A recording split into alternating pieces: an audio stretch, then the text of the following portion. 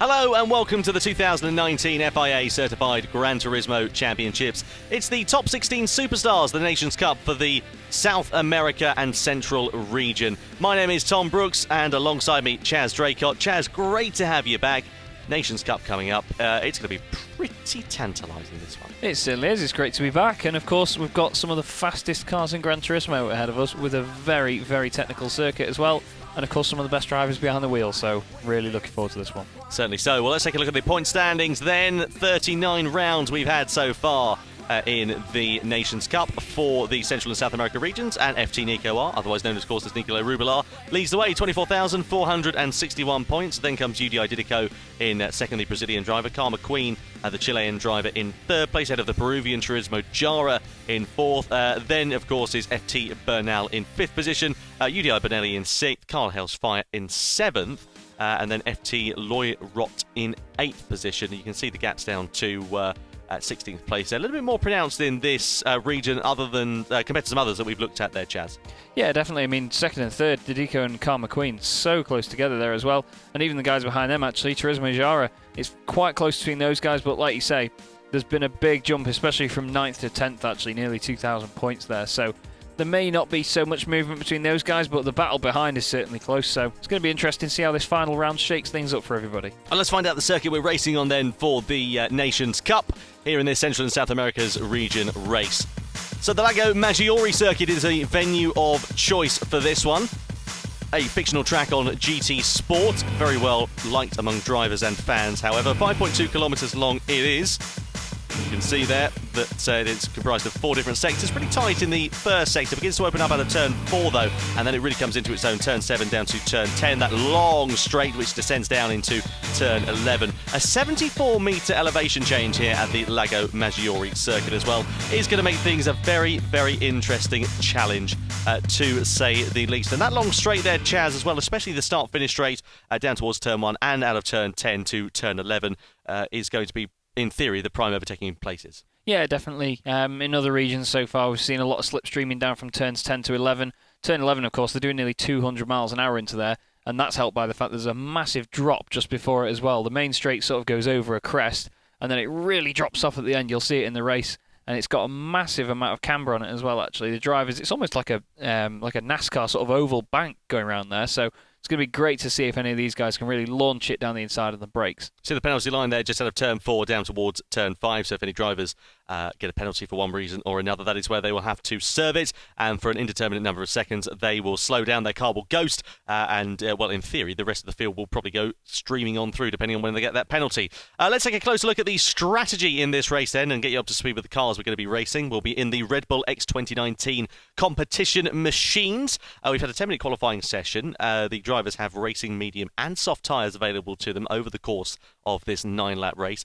3 times fuel consumption, that's not too much of an issue, no need to worry about that there, but the tyre wear is the crucial factor. 9 times tyre wear, and in terms of the strategy for the tyres, Chaz, that is a very, very different ball game. Yeah, it certainly is, as you can see there. Soft tyres only last 4 laps. This race is 9, so in theory you'd think that these guys would really want to sort of stretch out to some mediums and maybe try and make them last, but obviously if you look at the pace difference, there's 1.7 seconds a lap. There's not really any point. Everyone's going to go for the softs just so they've got that extra grip. And, of course, they're going to pit and then make sure they stretch them out to the very end. So I'm not really expecting anybody to go on to the mediums from the start. No, exactly that. And it will be interesting to see if they do that because, as you say, a 1.7 second difference in lap time. Only 5 seconds you're going to lose in the pits there. So even if you did go to the end of the race on that one, I just don't know if it's going to be a gamble that will pay off, but maybe somebody will take that gamble. With that said, then, let's head over to the grid, shall we, and get the start of this race underway. So on the grid then, lined up, UDI Didico on pole position, FT Nico alongside, away from the lights. Karma Queen gets away very well from third position, the head of the second row, down towards the first corner. Turismo Jara on the outside, defending the inside line is UDI Didico for the race lead, which he does so. Karma Queen there tries to go on the inside as Turismo Jara clips the grass and falls into the clutches then of RF7 Rafanza, who is looking pretty menacing, the Brazilian driver in the early stages of this race. Then going through the right-hander we are now, and out of turn number 4 onto this short blast down towards turn number number 5. Now, Chaz, we were talking about every driver being on the soft compound of tyre, but that's not exactly the case, because TNS Guino, I will try and pronounce that correctly at some point over the course of this race, down there in 12th position, but he's on the medium tyre. Yeah, it's going to be interesting to see what he does, actually, whether he makes them last to the end, and whether he just, tries to get rid of the deficit. I think he started about 9th or 10th, actually. He seemed to drop places at the beginning. I did notice the little yellow dot caught my eye for the signification that he is on the mediums. We've got Turismo though, all over the back of Car McQueen at the moment. That wonderful livery that he's got on that car is another great battle as well. There's Alex M just behind Rafanza down towards turn 11. This is the banking that I was on about earlier. Look how steep a corner it is as the two Red Bull liveried cars. That's PTY Ruben as well, just making a bit of contact as they go back up the hill, getting very feisty in the midfield here. Very, very feisty indeed. It's only the opening lap here, boys, so don't do anything too rash, because it could really put you out of contention for the rest of the race. On board with UDI Alex, then going through the right-hander, PTY Ruben, very close behind. Then comes Super B and TTG's Nicholas, the two Argentinian drivers in this field. Bit of contact in the background there as well, as TTG Nico is shuffled off the circuit, and a penalty being given to one of the drivers there in the background. I think that might have been Super B, his fellow countryman. It was, who has been given a penalty. So the two Argentinians coming to blows early doors. Yeah, not really any sort of allegiance between the two of them with with that then, but we'll have to see what happens. Here we go then, we do get a replay of it. Yeah, down towards the right-hander we are then. This, we're looking at URT there, but... that's interesting, that, isn't it? Because Super B, he just rejoined in the wrong place, didn't he? Yeah. Yeah, went off track, made his own mistake, rejoined in the wrong place, 3-second penalty, and then drama further back as well. One of the other drivers got caught up in some strife, but Super B there, a 3-second penalty. I don't know, it's a bit of an interesting one. If you look at, say, Sebastian Vettel, for example, over the weekend, that's a clear-cut, unsafe rejoin there. Super B, he wouldn't have seen the car there on the outside of TTG Nico. What do you reckon to that? Do you think there's a fair penalty he's been given? Well, I suppose at the end of the day, he's still affected Nico's race. So, the penalty's given for a reason. I think the circumstances behind it are a bit hard to judge, because he sort of got out of shape himself and lost it. Came back on the grass. There probably wasn't a lot he could do with the pace that he was carrying, but... yeah, like I say, the black and white of it is that he did affect Nico's race, and that's why it's been given. Yeah, exactly. Here is UDI Alex then, who's still putting all sorts of pressure on Rafanza out of turn number 10. Rafanza knows he's there, because he immediately goes for the defensive line look, tries to break that slipstream away from Alex as they come down the hill in towards turn number 11. No moves being made by the Brazilian at the moment on his fellow countrymen. The two compatriots duelling for the top 5 positions. There's Turismo Jara just in front, the Peruvian driver, who is streaking away as things stand from the rest of this little gaggle that is going on. Not really much of an answer they've got. Speaking of streaking away, UDI Didico's got that 1.5 second advantage, 1.6 second advantage now at the front of the field. He's looking pretty comfortable out there at the moment. Yeah, he seems to be just maintaining the gap, building it a little bit every couple of corners. And of course, FT Nico and Car McQueen, the two Chilean drivers, they're going to be trying their very best to chase him down, but the two words that we've really been using over these few races at this circuit is dirty air, and these cars really generate a lot of it, and it looks like sort of anywhere between a second to 2 seconds is where that is. And if you look at the timing screen on the left hand side, there's a bit of a buffer now of about that much between them all.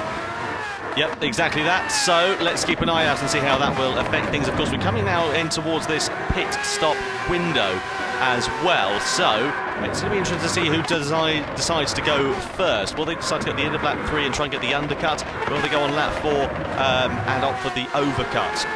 Depends on when everybody else pits around as well as to whether that undercut is actually something that's going to work. If you decide to go and pit, then of course everybody else pits, it's redundant really, but if you decide to go a little bit later and try and get the overcut instead, it could work in your favour really, because if you're able to keep a good amount of pace behind you, then of course you'll still have a bit of a buffer, a bit of an advantage, and of course you'll be on fresher rubber at the end of the race. Yeah, definitely, and of course Didico's going to watch what other people are doing in terms of that as well. He's going to just manage this gap now. He knows that he's got the lead. He doesn't need to do anything drastic, doesn't need to overdrive the car. He can look after his tyres if he needs to, really, because he knows he can unlock the pace all of a sudden, just go for it. It's going to be, of course, interesting to see what Guino does as well. 11th place at the moment, of course, overtaking Super B after the penalty. Yeah, Guino there on the medium compound tyres. He's quite a bit back, though, from the Mexican driver of Caesar in front of him. No drivers pitting early doors there. Rd Identico not going for the pit stop. Nobody else really around him opting to go into the pit lane there either. So I think they're just going to wait until the end of lap 4, the end of this lap here, and all come into the pit lane together, which is a bit of a shame really, because I don't think we'll see any particularly exciting strategy calls, but I've been wrong before and I can be wrong again, so I'm prepared to eat tumble pie if that does happen. I think I'll join you on that. I'll go get the spoons. Carl McQueen, third place at the moment. I love that livery. It looks absolutely fantastic. Chasing down FT Nico then with Turismo Jara, the Peruvian driver, in fourth place. But there is quite a spread at the moment. You can just see, look at the commitment though these guys have got through these corners. They're getting so close to the edge of the circuit. All it'd take is to just dip a wheel, dip the left rear onto the grass. As soon as you touch the brakes, that thing's going to spin around faster than anything you've seen before. But that's why these guys are some of the best in the world. You know, they can make those millimetre precise inputs and movements, and they know exactly what these cars are going to do. So it's a joy to see them doing this. I still can't get over your pie comment, to be honest. I've never known anybody eat a pie with a spoon. But back to the racing action. Turismo Jara, you were right there actually as well, because I tell you what though, what we are seeing from these drivers is they're keeping relatively calm, relatively in shape as well. We're not seeing as much grass cutting, as much sliding all over the place as we have seen from other races and other series as well, which is interesting, because otherwise when they're going around, when they're slipping and sliding, a lot of Bambi on ice really at the moment. They're keeping things on the straight and narrow, keeping pretty calm and comfortable, and that's not only going to be helping them with consistency. I say that, PTY Ruben gets himself all out of shape as UDI Didico comes into the pit lane. FT Nico also follows. Carl McQueen does not though, he opts to go for the overcut. Keep an eye out as well for Turismo Jara, he's in the pit box there as well. Pretty much everybody pitting there aside from Carl McQueen, but UDI Didico manages to just get out in front of him at the exit of the pit lane there. Brilliant there from UDI Didico. He manages to just keep it ahead of the Chilean driver. That was very close to being a controversial moment there. Maybe a tiny bit of contact involved, but not enough to ruin anybody's race. And look at Didico now on them new tyres. He's like a stabbed rat. He's just absolutely gone for it. FT Nico's in third place now, just behind these guys, and he's going to be chasing him, hoping that something comes to blows. But you can see from the body language of that car there, Carl McQueen really trying to push it, but it's just not working for him. And interestingly, Tiaguino has not pitted, everyone else has. He's made it one place. Yeah, exactly. He's going to try and go to the end, I think, on those medium tyres and not pit around him. But again, I just don't think that's a risk that's going to work. Clearly opting to be on the soft tyres throughout the entirety of this one is the faster strategy. Here is FT Nico, though, getting all sorts of sideways. Carl McQueen is a sitting duck on those clapped out soft compact tyres. He doesn't hold up any resistance against his compatriot, and lets him through to go into second position there for FT Nico. Now his next battle will be UDI Didico. Can he close down that 2.4 second gap towards the end of this race? Given the lap times, I don't know if it's going to be possible. Keep an eye out and see where FT Nico is in terms of his last lap time. Yeah, he was half a second slower, wasn't he, behind UDI Didico in the lap time. So unless he can pull something out the bag, I think it's going to be an uphill challenge for him. Yeah, definitely. I mean, it's not the biggest gap in the world, obviously 2.4 seconds. He'd be comfortable with it, would Didico, but it's not really, it just doesn't seem feasible for Nico now, really. Carl McQueen in the pits. He's gone down to fifth place. We'll see where he actually rejoins, though. Comes out in fourth.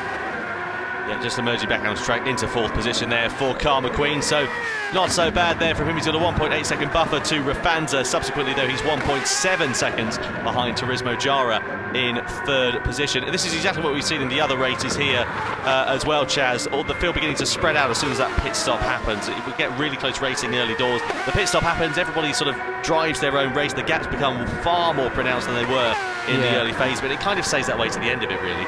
Yeah, it's just down to, you know, it's not an on-track direct battle as such when they're in the pits, so it does have that effect on these sorts of races. And again, when they're spread out and we're trying to get them to close back in on each other and try and make moves, that's when the dirty air gets more difficult, and that's when they want to look after the tyres towards the end of these races.